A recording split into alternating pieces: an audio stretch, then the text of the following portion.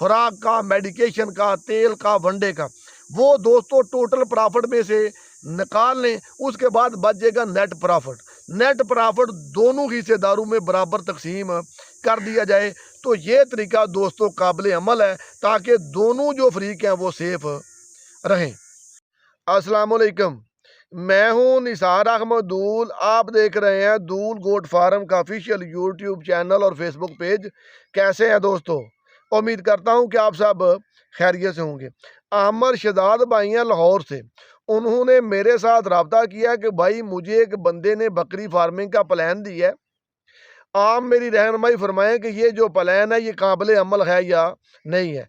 Plan दोस्तों ये है कि 50 बकरियां लेकर देनी है किसी दूसरे बंदे को। आमर भाई ने 35,000 रुपये में उसने कहा भी एक बकरी आ जाएगी। हर साल बकरी 4 बच्चे देगी। आधे जो बच्चे हैं वो आमर भाई को देगा और आधे बच्चे वो खुद रखेगा। बकरियों के खाने पीने का, मेडिकेशन का, तेल वनडे का, उनकी हाउसिंग का तमाम जो खराजात हैं वो दूसरे बंदे के ज़िम्मे हैं। आमर भाई ने सिर्फ जो ग्रास प्रॉफिट आना है उसमें से हाफ इन्होंने ले लेना है। आमर भाई आपने मुझे ये पूछा कि ये जो प्लान है ये काबिल अमल है कि नहीं है। ये जो प्लान है किसी सूरत भी मैं आपको जोर दे के कह रहा हूँ, कमर्शियल फार्मिंग में ये काबिल अमल नहीं है।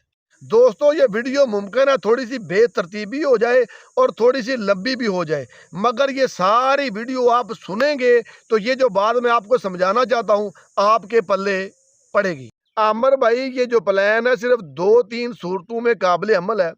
पहली सूरत है कि गांव में अगर कोई बंदा रहता है उसके पास 2 या 3-4 बड़े जानवर हैं, उसके पास चारा वगैरह मौजूद है मगर उसके पास बकरियां मौजूद नहीं है। वो किसी बंदे को कहता है भाई मुझे 2-3 बकरियां ले दे, जहां मैंने बड़े जानवरों को चारा डालना चले इनको भी डालता रहूँगा, बच्चे आधे आधे कर लेंगे।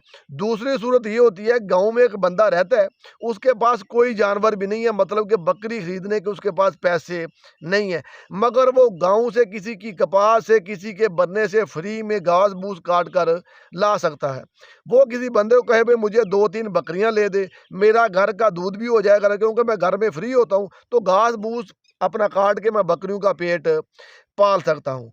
इस प्लान की कामयाबी की जो तीसरी सूरत है वो दोस्तों ये है कि एक बंदा है उसके पास 10-15 जानवर अपने हैं, उनकी वो चराई करवाता है, तो वो 5-10 जानवर किसी और बंदे से हिस्से पर दिहाड़े पर ले लेता है। भाई चले इनकी केयर भी मैं करता रहूँगा, चले जो 4 आने इधर से आएंगे वो भी मेरा प्रॉफिट होगा, क्योंकि जो अपने जानवर हैं उनके लिए चराई तो मैंने करवानी है। अब आ जाए कमर्शियल फार्मिंग की तरफ। मैंने क्यों कहा है कि कमर्शियल फार्मिंग में ये जो तरीकाकार है ये बिल्कुल काबिल अमल नहीं है। उसी भाई के प्लान को ले लेते हैं। उसने कहा भाई 50 बकरियां मुझे आप ले दें, एक बकरी तकरीबन 35,000 रुपये की मिलेगी। याद रखें दोस्तों ये टैडी बकरियों की बात कर रहा है, शायद मैं आपको बताना भूल गया। इस हिसाब से दोस्तों जो 50 बकरियां हैं वो 17,500 रुपये की पड़ेंगी। अब जिस बंदे ने दूसरे बंदे को हिस्से पर लेकर देनी है उसने 17,50,000 रुपया लगाया और वो हो गया फ़र्क। अब आ गई बात दूसरे बंदे पर, उनकी हाउसिंग भी उसी के ज़िम्मे है, उनका जो खाना पीना है वो सारा उन्हीं के ज़िम्मे है। दोस्तों अगर वो स्टॉल फीडिंग करवाता है, अपनी सारी कैलकुलेशन करे तो तकरीबन 50 रुपये के हिसाब से तो उसकी बकरी डेली खर्चा करेगी। अगर बकरी दोस्तों 50 रुपये रोज़ाना का खर्चा करे तो उसका माहाना खर्चा 1500 रुपये बनेगा और उसका जो सालाना खर्चा है दोस्तों वो 18,000 रुपया बनेगा। जैसा कि आपको मालूम है जो बकरी फार्मिंग है इसका जो साल है वो तकरीबन 14 माह का होता है, मतलब कि ये दोबारा रिपीट 14 माह में करती है। अगर 14 माह की कैलकुलेशन करें तो दोस्तों 21,000 रुपया एक बकरी का सालाना खर्चा बनेगा। अगर 50 बकरियों का दोस्तों ये खर्चा बनाएं तो ये 10,50,000 रुपया खर्चा बनेगा 50 बकरियों का 14 माह का। अब बात करते हैं कि 50 बकरियों से दोस्तों हमें इनकम कितनी हासिल होगी। दोस्तों अगर 3 बच्चे फी बकरी एवरेज के साथ पाल कर खैरी सलामती हमें दे तो 3 बच्चे अगर एवरेज उनकी जो प्राइस है वो तकरीबन 20,000 रुपया होगी, तो 60,000 रुपया एक बकरी हमें 14 माह में देगी। अगर टोटल बच्चों की कास्ट निकालें भी कितने के सेल होंगे तो वो तकरीबन 30 लाख रुपए के सारे बच्चे सेल होंगे। इनमें से जो छोटे मोटे अखराजात थे, जो मामलात हैं, वो मैंने शामिल नहीं किए, मैंने ग्रास इनकम निकाल ली है। अगर दोस्तों 30 लाख रुपया 50 बकरियों की इनकम आ भी जाए तो उसमें से जो 15 लाख रुपया वो जिस बंदे ने इन्वेस्टमेंट किया उसकी तरफ गया, पीछे रह गया 15 लाख रुपया। अब जिस भाई ने बकरियां रखी हैं उसका 10.5 लाख रुपया तो खर्चा आ गया दोस्तों, सिर्फ जो बकरियों का खाने पीने का है।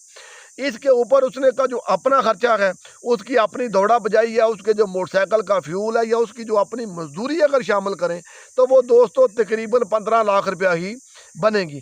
बकरी के खर्चे और इनकम की दोस्तों जो रेशो होती है, जो टोटल बच्चे बकरी पालती है उनमें से आधे बच्चे अखराजात में चले जाते हैं और आधे बच्चे इनकम में होते हैं। अब जो आधी इनकम आई है वो तो इन्वेस्टर ले गए, जिसने 17.5 लाख रुपया लगाया था वो 15 लाख रुपया लेके साइड पर हो गया। अब जिस बेचारे ने 10.5 लाख रुपया जेब से लगाया था वो किसी कैलकुलेशन में भी नहीं आना। मैंने स्टार्ट में दोस्तों आपको कहा था भी ये जो तरीकाकार है ये बिल्कुल काबिल अमल नहीं है। मेरे ख्याल में आपको भी समझ आ गई होगी। एक बंदा है उसने 17.5 लाख रुपया इन्वेस्ट किए, 14-15 माह के बाद हिसाब किया उसको 15 लाख रुपया इनकम आ गई है और जो 17.5 लाख रुपया वो भी उसका मुकम्मल सेव है। दूसरी साइड पर एक बंदा है उसने 10.5 लाख रुपया अपनी जेब से उसने भी इन्वेस्ट किया है और ऊपर जो अपनी मजदूरी वगैरह सारी शामिल करे तो वो भी तकरीबन 14-15 लाख रुपया उसका मुकम्मल हो जाएगा। अब ये जो उसका 14-15 लाख रुपया लगा है वो किसी खाते ही नहीं है। पहले बंदे को तो मुनाफा भी आ गया और उसकी जो इन्वेस्टमेंट थी वो भी सेव है। जो दूसरा बंदा है ना उसकी इन्वेस्टमेंट सेव है और ना उस बेचारे को कोई मुनाफा बना है। स्टार्टिंग में जब ये प्लान कागज़ पर बनाया जाता है, खासकर वो बंदा जिसके पास पैसे नहीं होते और वो काम करना चाहता है, वो सुनी सुनाई पर पेपर वर्किंग करता है और अगले बंदे को प्लान दे देता है। मगर दोस्तों जब साल 2 साल गुजरते हैं उस बंदे को कोई चीज़ बिल्कुल नहीं बचती और ये जो पार्टनरशिप है ये बिल्कुल फ्लॉप हो जाती है। अब बात करते हैं अभी वो कौन सा तरीकाकार है जो काबिले अमल है। दोस्तों बिल्कुल सिंपल सा तरीकाकार है। एक बंदा इन्वेस्टमेंट करे, दूसरा बंदा जिसके पास स्किल मौजूद है वो अपनी स्किल इस्तेमाल करे, दोनों बराबर हो गए। तीसरी चीज़ रहेगी बकरियों का अखराजात, जो बकरियों का टोटल खर्चा है उसको इकट्ठा कर ले, वो पहला बंदा कर ले या दूसरा बंदा कर ले। मगर जब 14-15 माह के बाद आप अपना हिसाब करेंगे तो वो जो बकरियों पर किया हुआ खर्चा है, खुराक का, मेडिकेशन का, तेल का, वनडे का, वो दोस्तों टोटल प्रॉफिट में से निकाल लें। उसके बाद बच जाएगा नेट प्रॉफिट। नेट प्रॉफिट दोनों हिस्सेदारों में बराबर तकसीम कर दिया जाए तो ये तरीका दोस्तों काबिल अमल है ताकि दोनों जो फरीक हैं वो सेफ रहें। अपना बहुत सारा ख्याल रखिएगा। अस्सलाम वालेकुम व रहमतुल्लाहि व बरकातुहू।